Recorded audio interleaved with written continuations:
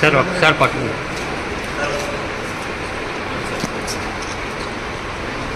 కొంచెం కొంచెం కొంచెంరా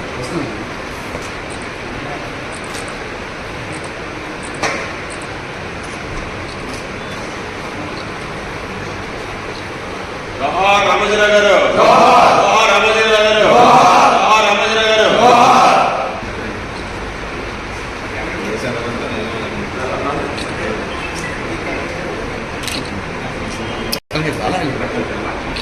ఫాస్ట్ రండి ఫాస్ట్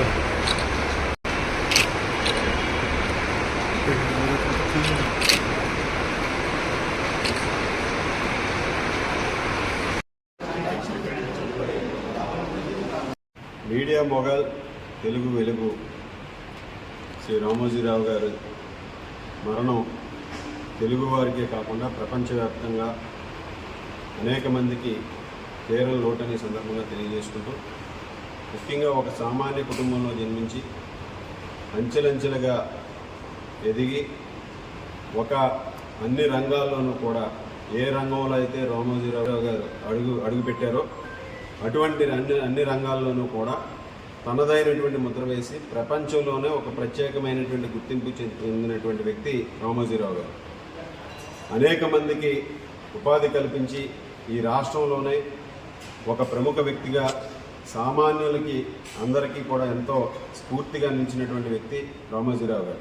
అటు మార్గదర్శి సంస్థ కానీ మీడియా సంస్థ కానీ ఈనాడుని స్థాపించి తెలుగు భాషా పరిరక్షణ కోసం ఆయన శ్రమిస్తున్నటువంటి తీరు ఎంతో ప్రశంసనీయమైనది. ఎందుకంటే తెలుగుకి ఆయన కొత్త పదాలన్నీ కూడా రూపకల్పన చేసి ఈనాడు పత్రిక ద్వారా తెలుగుని కాపాడటం కోసం ఆయన శ్రమించిన తీరుని మనందరం కూడా ఒకసారి గుర్తు చేసుకోవాలని సందర్భంగా తెలియజేస్తున్నాం.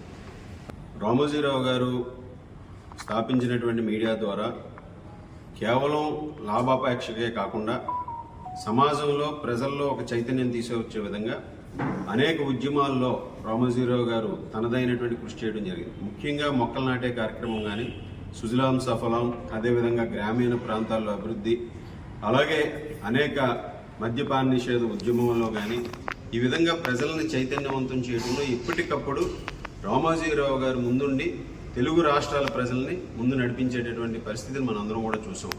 అలాగే ప్రభుత్వాలు అనేక ప్రజా వ్యతిరేక నిర్ణయాలు తీసుకున్నప్పుడు కూడా రామోజీరావు గారు తెలుగు ప్రజలందరికీ కూడా అండగా ఉండి ప్రజాస్వామ్య పరిరక్షణ కొరకు ఆయన ఎంతో శ్రమించారు. అటువంటి వ్యక్తి ఈరోజు రామోజీరావు గారు మన మధ్య లేకపోవడం చాలా విచారకరం.